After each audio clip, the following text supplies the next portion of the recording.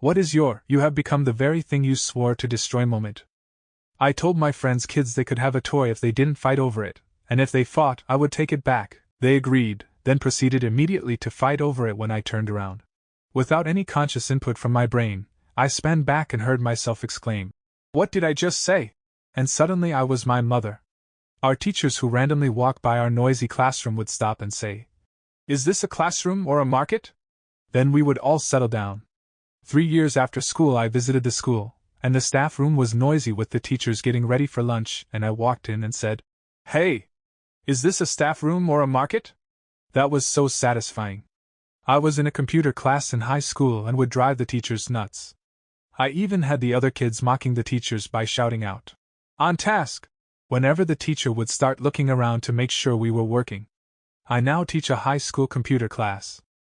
A student the other day stopped me before I could tell them to put their phone away and go back to work by saying, I know, on task, on task." I was speechless and just left the student to return to my desk and rethink my life choices. I set up the website blocker on the company network. I spent so much of my childhood trying to get around those blockers at school, and now I'm the one setting it up. Admittedly, I'm not so evil as to block things for being categorized as tasteless like my school did.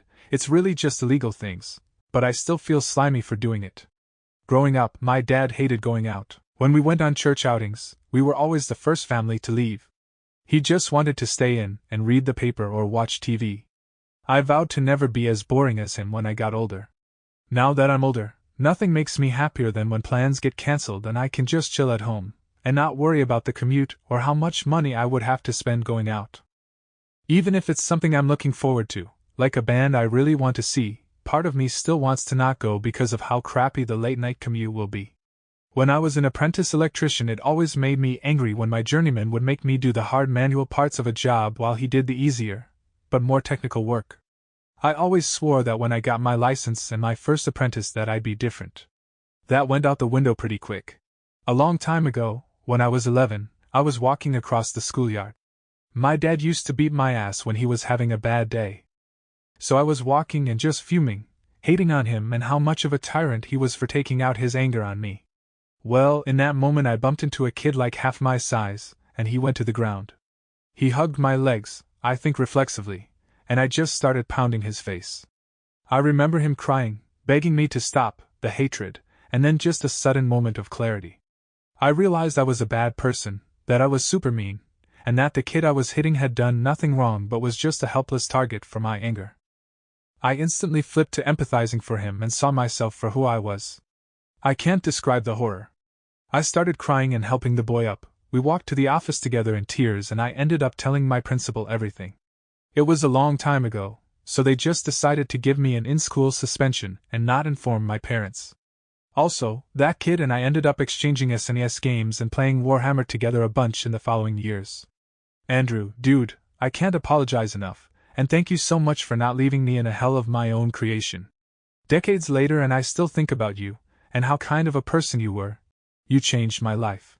When I first started my career in maintenance 28 years ago, all the senior mechanic did was sit inside his shop and moan about people breaking and soak up cushy repairs on equipment and machinery we could bring to him inside his heated building while myself and the other guys busted our fucking asses swinging sledgehammers, welding, and lugging tools out into the freezing rain to make repairs.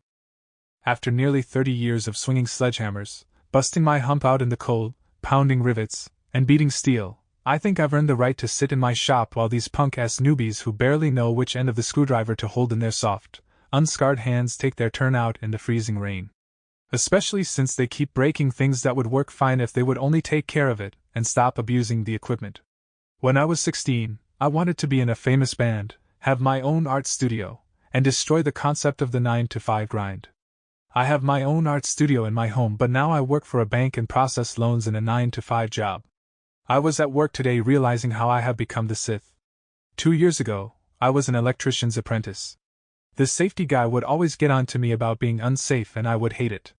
I always thought of him as an overpaid, underworked guy. Turns out I was right.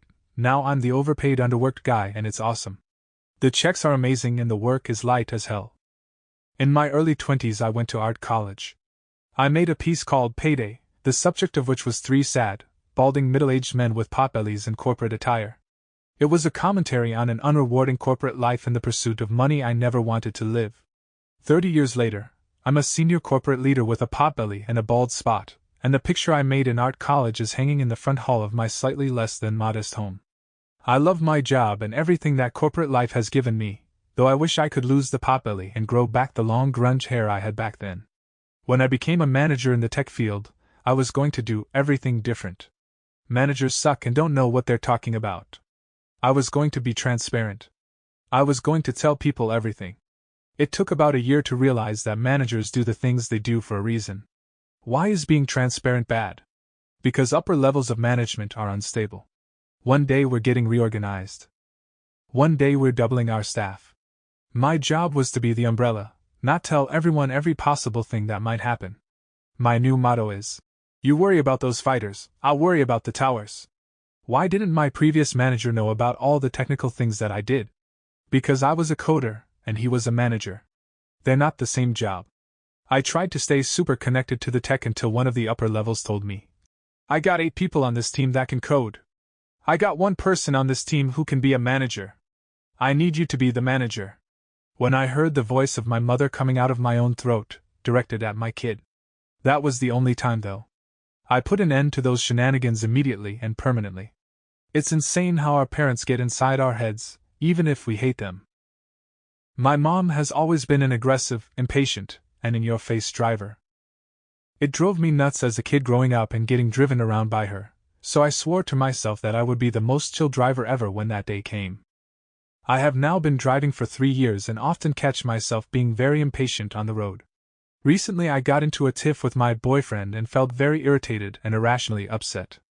I entered the kitchen and started to aggressively wash the dishes, making sure they made extra noise banging on the sink, just like my mother used to do when she dove into an unexplained bad mood and took it out on me.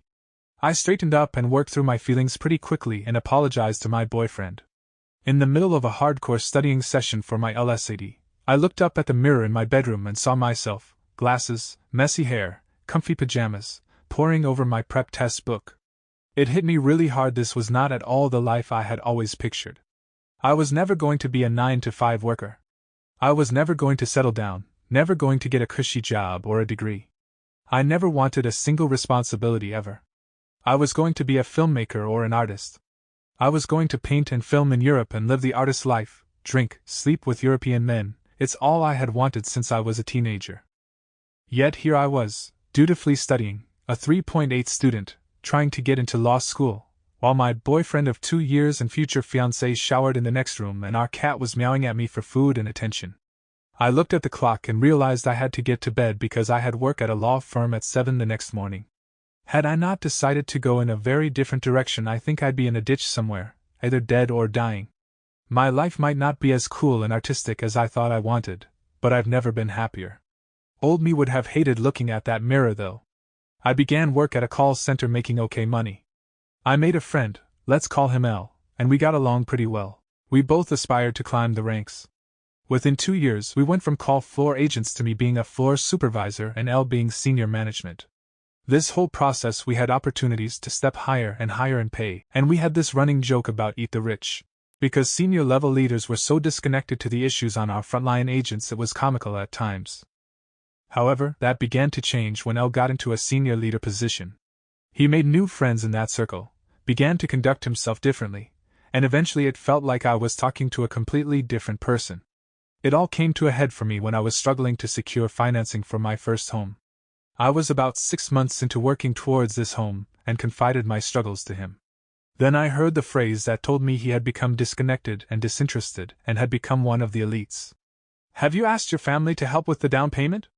If he had paid attention to anything I mentioned in my past, he would remember that my mother is on government assistance and living with my grandmother, and my father is no contact from not wanting to patch up years of neglect and abuse.